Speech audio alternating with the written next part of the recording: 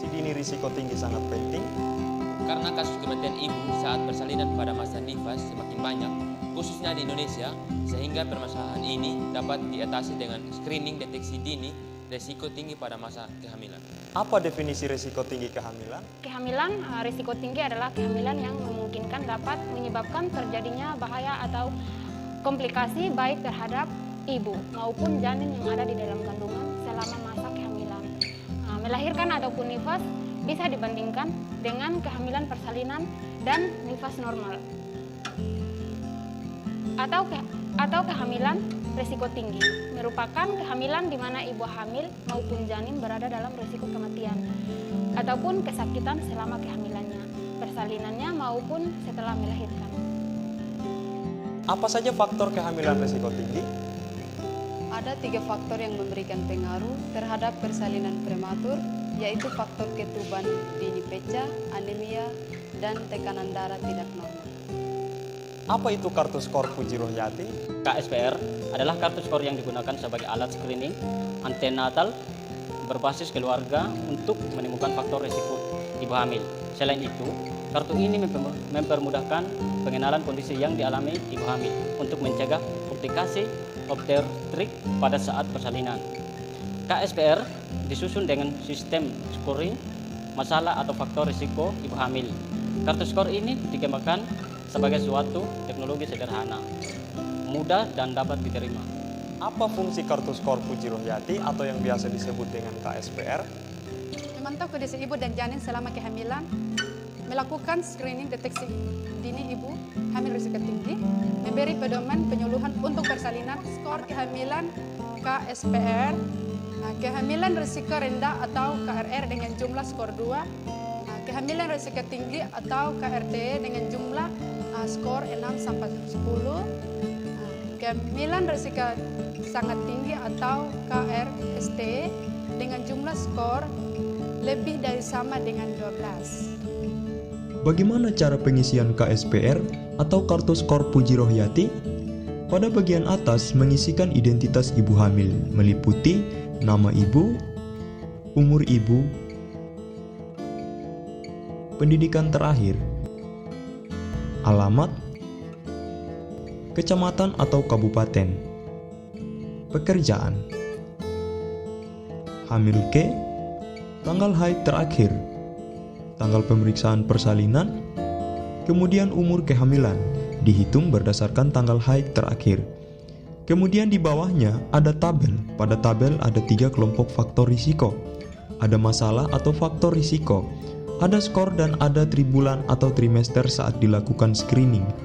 Pada kelompok faktor risiko pertama meliputi skor awal pada ibu hamil yaitu skor 2. Jadi setiap ibu hamil memiliki skor 2. Pada ibu indah, kita isikan skor 2 pada kolom skor awal ibu hamil dan diletakkan pada trimester pertama. Kemudian pada tabel berikutnya, terdapat 7 terlalu, dengan skor masing-masing 4. Yang pertama, terlalu muda, yaitu hamil kurang dari atau sama dengan 16 tahun. Yang kedua, terlalu tua, yaitu hamil anak pertama usia 35 tahun atau lebih. Terlalu lambat hamil, anak pertama yaitu ibu yang usia perkawinannya sudah 4 tahun atau lebih, namun baru mau hamil atau baru mau dikaruniai anak. Terlalu lama hamil lagi, yaitu ibu punya anak lagi dengan jarak dengan anak sebelumnya lebih dari sama dengan 10 tahun. Terlalu cepat hamil, yaitu jarak lahirannya kurang dari 2 tahun. Yang kelima, terlalu banyak anak, memiliki anak dengan jumlah 4 atau lebih. Yang keenam, terlalu tua, yaitu ibu hamil pada usia 35 tahun atau lebih. Yang ketujuh, terlalu pendek, yaitu dengan tinggi badan kurang dari atau sama dengan 145 cm. Di sini ibu indah tidak memiliki faktor risiko 7 terlalu. Kemudian ada 3 pernah, yaitu pernah gagal kehamilan, pernah melahirkan dengan tarikan tang atau vakum, uri dirogoh, diberi infus atau transfusi. Pada 3 pernah tersebut, ibu indah tidak memiliki faktor risiko 3 pernah. Kemudian untuk faktor risiko kedua, yaitu penyakit pada ibu hamil. Apakah ibu mempunyai penyakit kurang darah, malaria, TBC paru, payah jantung, kencing manis, atau diabetes, penyakit menular seksual. Kemudian, apakah ada bengkak pada muka atau tungkai dan tekanan darah tinggi? Kemudian, apakah ibu memiliki riwayat hamil kembar atau lebih? Apakah ibu hamil kembar air ketuban yang berlebihan atau hidrominion? Apakah ibu memiliki riwayat bayi mati dalam kandungan?